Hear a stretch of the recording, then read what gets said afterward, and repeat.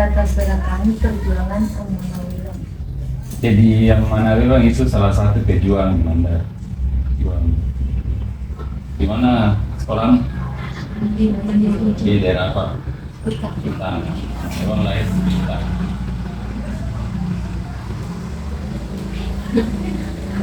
Tahun 1854. Karena berapa tahun lalu? 1854. Kurang 2023. 1854.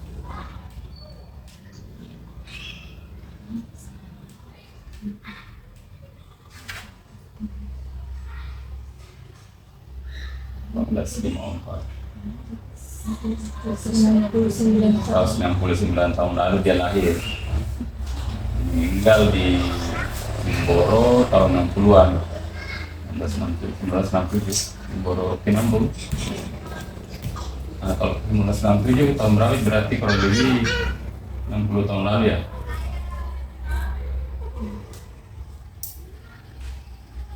26 tahun lalu meninggal. Nah, ibunya itu orang keturunan orang Kompoang. Ada yang dari Kompoang? Nah, terus laki-laki, orang tua laki-laki dari Alu. Alu toh? Yang ini Tinambung Mas ya? Jadi dia ceritanya orang Majene, orang Tinambung juga, orang Polman, gitu ya. Nah, kenapa berjuang? Karena kan dulu Belanda itu mau memonopoli perdagangan kopra. Kopra? Boka? Bisa boka? Bisa kelapa? Iya. Jadi komoditas penting dulu itu yang disebut kemudian emas hijau itu kopra. Nah, yang buat minyak terus kosmetik, sabun dan lain-lain dibuat pacar Naseles Salito. Jadi dulu itu penghasil kopra terbanyak di Sulawesi, Majene sama Kelayar. Nah ini Belanda mau monopoli, monopoli, bukan permainan. Jadi mau menguasai. Jadi misalnya ya, tanya sama Manawilang tuh, kan baiknya mau baik untuk kelapa, terus banyak kopra. Nah, saya bisa ekspor ke Kalimantan, Singapura, bawa ke sana pakai perahu. Misalnya saya jual, misalnya saja ya 10.000 di Singapura. Nah, Belanda larang itu, tidak boleh, harus menjual sama saya. Nanti saya bawa Singapura, kalau beli murah di sini sama kamu, misalnya 1.500 ini per kilo alian. Itu salah satu alasan karena larang itu. Faktor lain juga karena tadi nasionalisme yang dilakukan oleh menjajah, mau menguasai. Itu latar belakangnya. Jadi ada latar belakang politis karena Belanda mau menguasai kawasan ini. Terus alasan faktor ekonomi juga. Kan Belanda ceritanya itu Komoran itu berapa tahun dijajah Indonesia, Belanda? 350 toh? Itulah 350 atau 400 tahun. Tapi angka itu cuma beberapa daerah tertentu. Misalnya Jawa, Tapani. Nah kita di Mandar itu Belanda secara resmi melodot najajau 1905.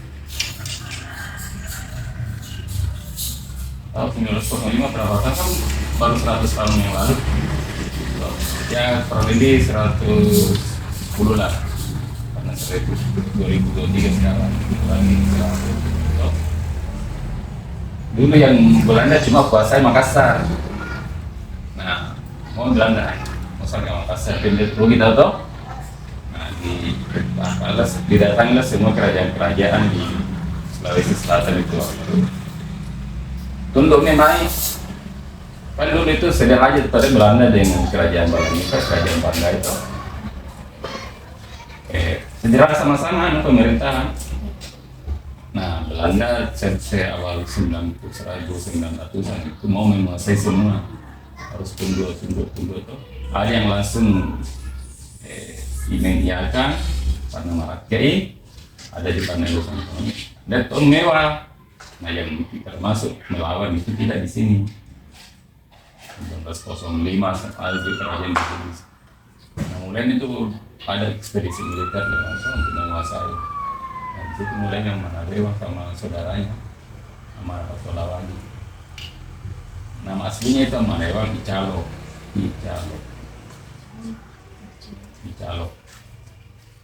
Nah dia menikah toh karena kan dia tuh seorang di mana dia mau nih langsung mau dua ini nih saya tuh sana Iwan kan nggak sopan tuh mau jamu banyak tuh tapi misalnya nanti para anak-anaknya dicalo saya dicalo nggak apa nih dicalo sama Iwewang Iwewang itu nama ponakannya istrinya.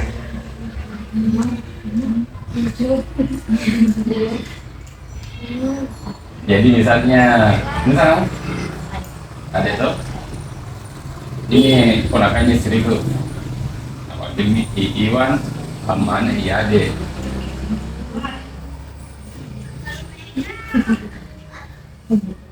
Jadi itu kalau nama aslinya Icalo Amanawewa, tapi lebih dikenal dengan nama Amanawewa sama juga Amanat Tolawali karena itu sangat Tolawali itu sangat dia. Nah sama itu berjuang adiknya sama orang tuanya juga sama juga OKP Raja Baranipa dulu. Nah ini adik itu kan melawan tuh beberapa benteng pertahanannya itu ada juga di Papua di Madinah. Itu namanya benteng Adolan. Nah di benteng Adolan itu tertangkap dia dan terbunuh saudaranya di Amanat Tolawali. Di sana tewas, tapi dimakamkan di Palu, Mas Palu. Nah jadi yang mana Bewang ini diharapkan karena apa? Pintar strateginya terus konon data global selalu lolos. Nah belakangan bekerja sama dengan salah satu bangsawan di Baranipa yang berkolaborasi dengan Belanda tuh. Dan itu tukang pijit gua, misalnya mana orang dia tukang pijit tuh, ingin ulak perui, mamanya mati itu langsung lo naik kan kak balik di malam mana, jadi naik dianggaplah tarik natu ibu di situ ada tertangkap, kemudian ditahan beberapa bulan diadili di Campuradian dan diasingkan ke Belitung, kembali waktu Jepang masuk. Tahun berapa Jepang masuk ke Indonesia?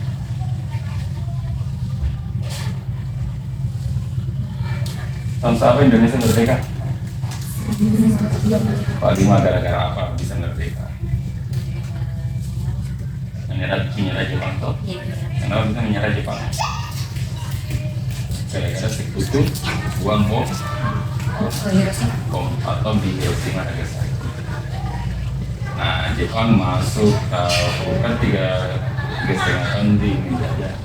Dia masuk ya tahun 42 diluaskan di Belitung, pulang kampung Nyimai, Manabewa, lalu tinggal di Limboro, tinggal di sana April 57.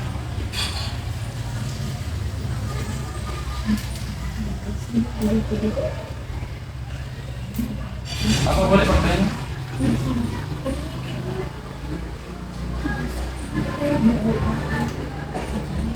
Kita lihat itu deh.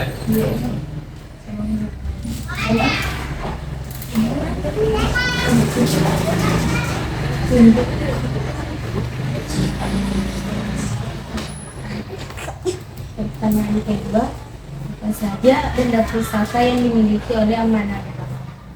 Saya tidak tahu ini apa benda pusakanya.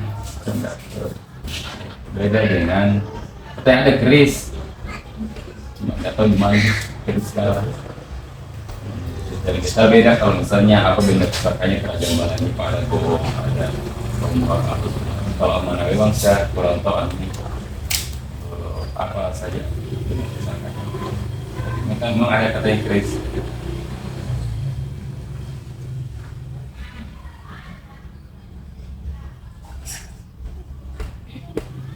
Pertanyaan ketiga, mengapa Mana Lewang diasingkan hampir 38 tahun di Pulau Belitung?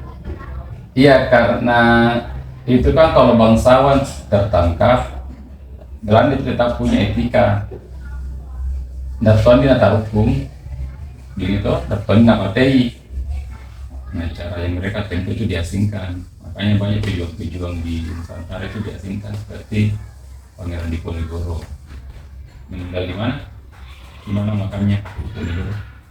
Atau orang Diponegoro orang apa?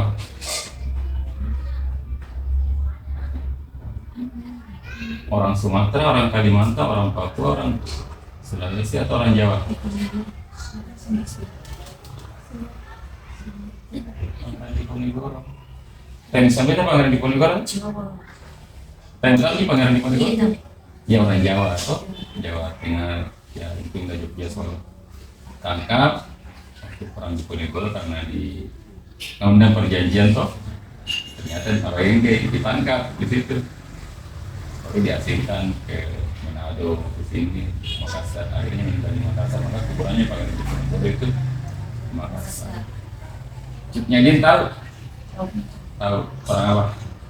Aceh. Tangkap juga diasingkan di Manado. Ada juga Syekh Yusuf, kedua juga orang Makassar tertangkap diasingkan ke Afrika Selatan. Nah ini Mana Lewang diasingkan ke Belitung. Di Belitung tidak terlihat tadi ya, hidup bermasyarakat. Bapak itu tidak terlihat roman kawin di sana, banyak ritualnya itu sini. Nah itu ceritanya. Jadi malah ada gajinya. Kayak Soekarno juga, Soekarno benar semua diasingkan. Jadi Belanda tetap punya etika begitu. Berarti malah pakai apa semua. Kecuali mau perang apa baru, tapi mah tertangkap dan itu diasingkan. Ini juga karena kan bangsawan, cuma dia dijauhkan dari ini. Jadi kan misalnya pejuang itu, walaupun gawang, kan mau romo, gitu. Kadang juga itu dan bawa pejuang, setelah bekerja sama dengan Belanda, jadi bakal banyak kasus seperti itu. Tapi kalau Mana diasingkan nanti masuk Jepang, menjelaskan kembali. Nah dulu itu banyak orang Mandar berlayar ke sana ke Sumatera, ke Singapura. Jadi karakter ya benar bebas mau bicara lo posasi berlayar ke sini.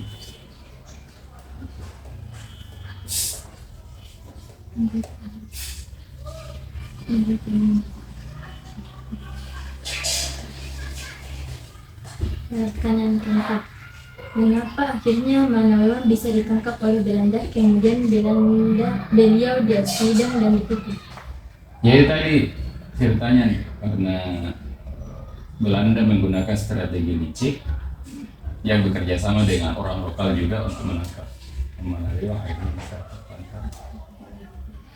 Nah yang mengadili juga itu orang Mandar juga yang berkolaborasi dengan Belanda.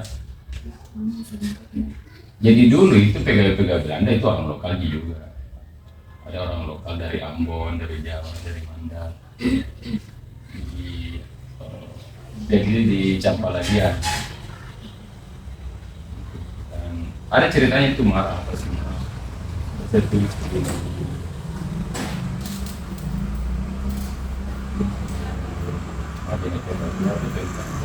Karena latar belakang ini kan ketika Belanda mau menguasai perang,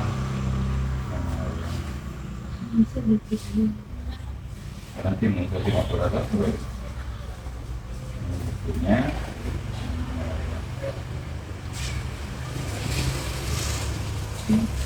Jadi ketika berhasil tangkap Mana Lewang, praktis tidak ada yang perjuangan yang sekeras melawan Belanda. Nah, ketika Belanda sudah menguasai itu, akhirnya dia mulai membangun buat jalan, buat rumah sakit. Pernah ke Museum Mandar? Saya pernah dengar Museum Mandar. Iya. Nah itu rumah sakit Belanda dulu. Karena ibu kotanya dulu waktunya menguasai itu lihat yang mana orang apa. Dibuatlah kawasan ini menjadi Deli Mandar. wilayah Abdel Mandar persis sama wilayah provinsi Sulawesi Barat sekarang. Jadi dulu Abdel Mandar itu ibu kotanya di Majene. Majene itu ibu kota. Kenapa ibu kota provinsi? Kira-kira begitu ya. Nah, terbagi beberapa Abdeling, Polewali, Mamasa, Mamang. Ibu kota itu di Majene. Karena ibu kota di Majene praktis bangun rumah sakit. Apa lagi? Fasilitas publik. Sekolah.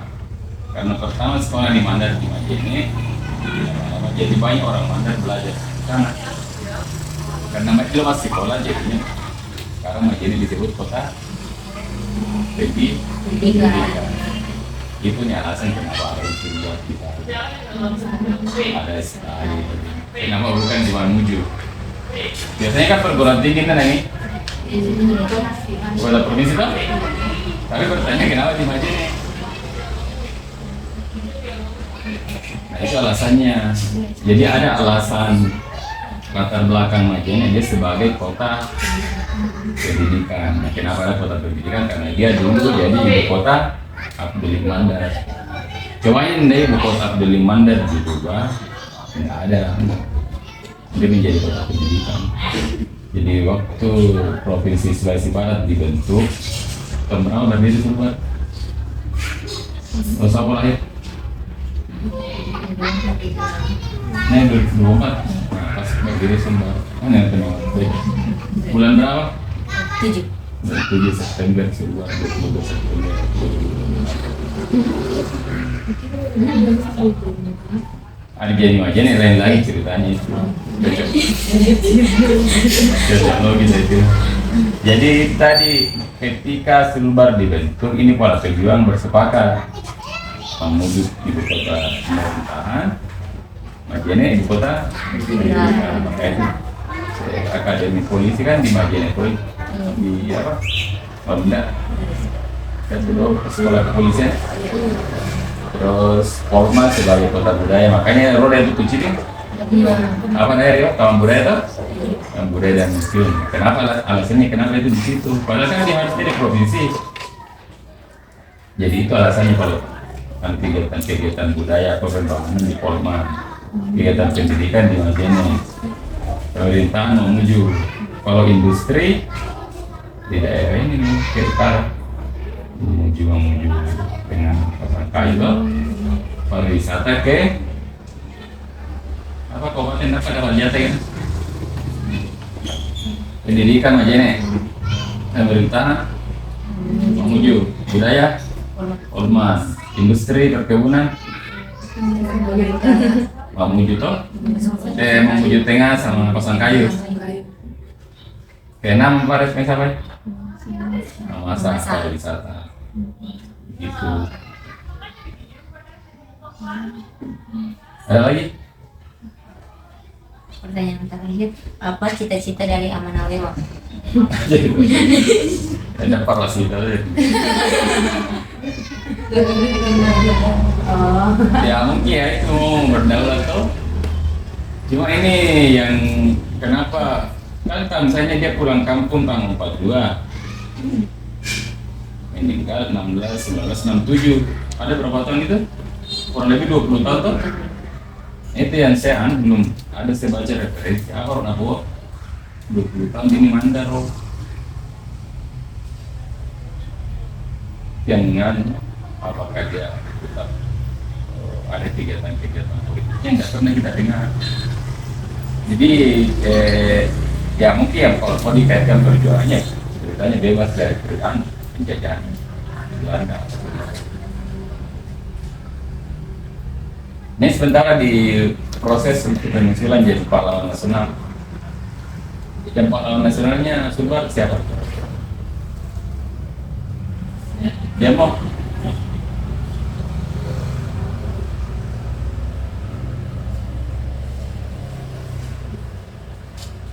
lewatin aku lagi nak? Ini dia betul? Dia menjual lo patuna ya. Itu pahlawan nasional dia. Nah itu keluarganya juga. Tapi kalau kita baca sejarahnya, Andi Deku ini punya bapak namanya diajukan Nadoro, diberi gelar Anumerta, otomatis di Jeddah karena waktu dia naik haji meninggal di sana di Jeddah, makanya nama dia bergelar Anumerta otomatis di Jeddah. Nah waktu pergi haji ini diajukan Nadoro alias otomatis di Jeddah, dia menjabat sebagai raja, maka dia ini Andi Baso yang notabene suaminya Andi Depu. Nah kuburannya Andi Baso itu depan sini, depan masjid. Dia Raja Balanipa berapa itu. Nah ini Andi Baso pegawainya Belanda. Jadi termasuk itu yang kapan dia masalah Belanda ya, waktu nasakan mana rewan. Ini tadi tidak juga Nadoro. Ya nih memberikan duit itu supaya nasakan. Jadi itu ceritanya.